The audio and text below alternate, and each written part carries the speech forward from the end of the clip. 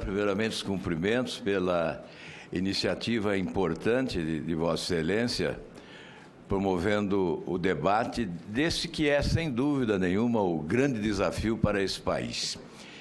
E as minhas homenagens aos que participam desta audiência pública, e vou diretamente ao ponto.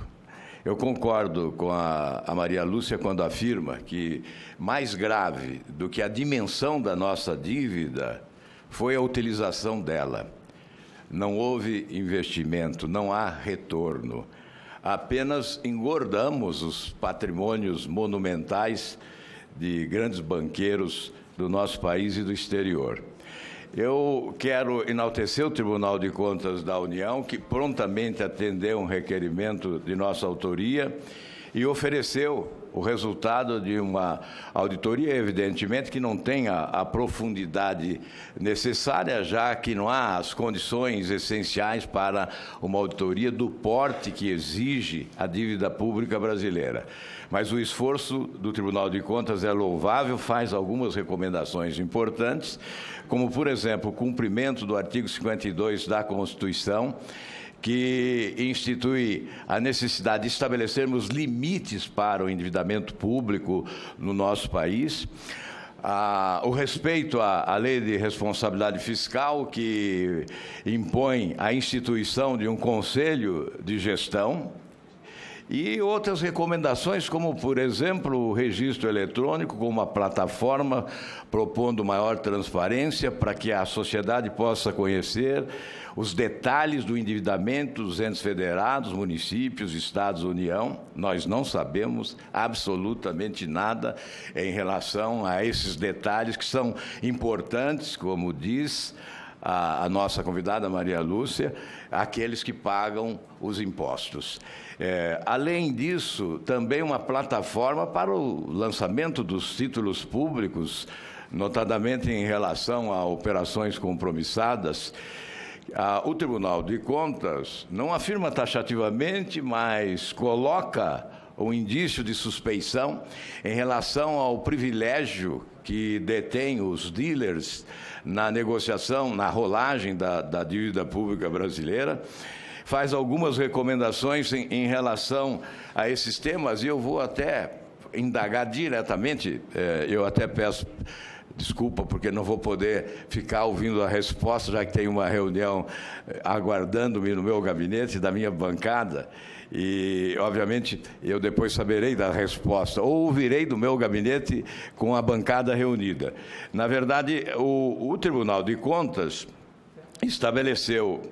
determinou a Secretaria-Geral de Controle Externo que realize auditoria específica com o intuito de avaliar a eficiência e transparência do mecanismo de dealers dos títulos do Tesouro Brasileiro, com a realização de testes substantivos, estatísticos ou preferencialmente utilizando ferramentas de análise de dados e inteligência artificial que possam efetivamente identificar operações ou grupos de operações eventualmente fora do padrão.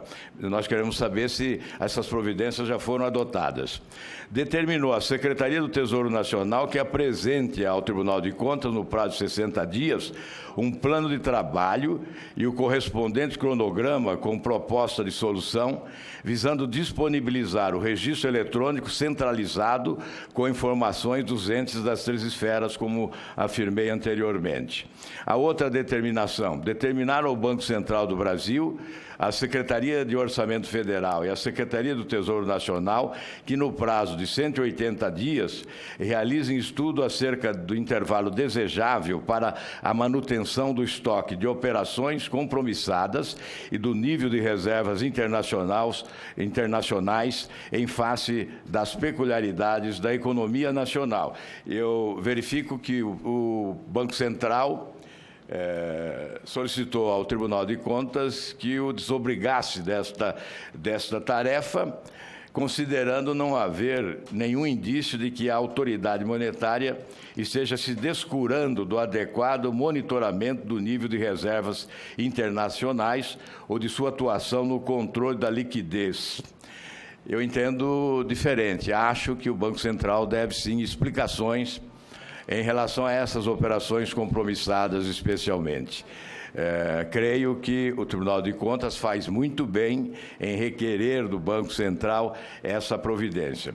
Determinar ao Banco Central do Brasil e Secretaria do Orçamento 180 dias, estudo acerca do intervalo desejável para a manutenção do estoque de operações compromissadas, como já dissemos. Ao Ministério da Fazenda e ao Banco Central do Brasil e à Secretaria do Tesouro Nacional, a recomendação de que em 180 dias apresentem plano de trabalho e o correspondente cronograma com proposta de solução, visando disponibilizar plataforma digital para a negociação de títulos públicos e a realização de operações compromissadas, contendo ainda o planejamento de módulos de controle e acompanhamento, utilizando-se de ferramentas tecnológicas, a exemplo de análise de dados e inteligência artificial, para predizer e evitar operações irregulares e antieconômicas com o uso desses recursos. Portanto, são algumas das recomendações. Eu fico por aqui, em razão do tempo que me é conferido aí pela presidência, mas eu creio que são recomendações essenciais. Inclusive, apresentamos aqui um projeto para discutirmos no Senado a limitação, os limites do endividamento público, conforme impõe o artigo 52 da Constituição. Eu creio que seria adequado o Poder Executivo aprofundar uma discussão conosco. Nós temos aí, certamente, o Instituto Fiscal Independente a nos assessorar nessa tarefa, e o senador Vanderlan, que tem sido interessado, muito preocupado com essa questão da dívida pública no Brasil, pode também participar, liderando um procedimento nesta Comissão de Assuntos Econômicos para chegarmos a um consenso em relação a essa possibilidade de estabelecermos limites para o endividamento. Enfim, presidente, este é um assunto complexo, nós sabemos disso. Não há como ignorar a sua complexidade, mas estamos devendo e muito em relação a uma administração competente da dívida pública do país, que realmente não se compare com outras nações que se endividaram, mas investiram. E hoje auferem os resultados produtivos dos investimentos que realizaram e podem pagar o endividamento contraído com segurança e com tranquilidade. Portanto, senhor presidente, este é o grande desafio do momento no nosso país. De nada adiantarão as outras reformas se nós não chegarmos a uma equação competente para uma administração eficiente da nossa gigantesca dívida pública comparativamente ao produto interno bruto. São indagações que deixam, infelizmente vou ter que me retirar, mas vou acompanhar lá do meu gabinete pela televisão enquanto me reúno lá com os meus parceiros de bancada do Podemos. Muito obrigado, presidente. A minha saudação a todos os convidados. Senador Álvaro Dias, que tem